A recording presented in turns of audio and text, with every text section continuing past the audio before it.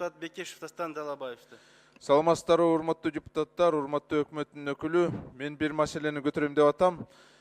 Биз азыр персональный ассистент ушундай пособияны дагы киргиздик. Бул жакшы нерсе болуп атат, бирок бир дагы жагдай болуп атат да, мисалы ошол эле аутистер, дауна оорулар менен ооругандар, балдар бар да.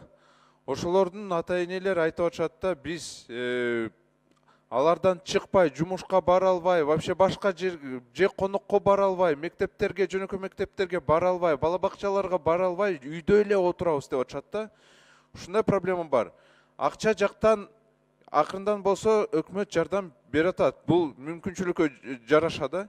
Эми дагы бир нерсени биз кылсак, аларга атайын, мисалы ай сайын аларды чакырып, психологический мындай тренинг кылып, мындай разъяснение кылып, же эс алууга алып барып, ушундай мероприятияны биз кылсак, мен ойлойм, туура эле болот да. Ошону дагы ошого көп акча кетпейт. Чындыгында аны жергиликтүү бюджеттен тапса болот.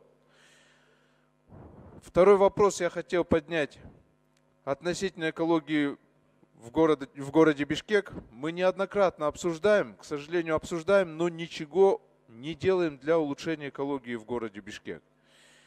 Сразу моментально решить эту проблему невозможно, как бы мы там ни говорили. Я предлагаю сделать такое вот, то, что можно сейчас сделать.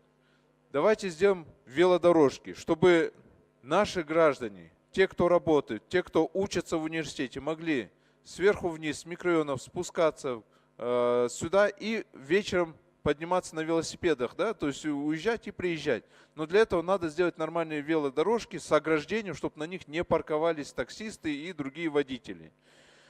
Эти велодорожки, когда мы поставим, поверьте, многие перейдут. Машины даже оставлять начнут. Вот сколько я разговариваю с молодежью, они говорят, мы готовы даже электросамокаты покупать. Университеты надо поощрять, работодателей надо поощрять, госорганы надо поощрять, чтобы они тоже стимулировали своих работников, своих учеников к тому, чтобы они переходили на езду на велосипеде. Но сейчас это небезопасно. Пока мэрия, пока правительство не сделает вот эти велодорожки. Одна мэрия не способна этот вопрос решить, к большому сожалению. Поэтому у меня большая просьба к правительству тоже оказать содействие муниципальному органу и постараться этот вопрос разрешить.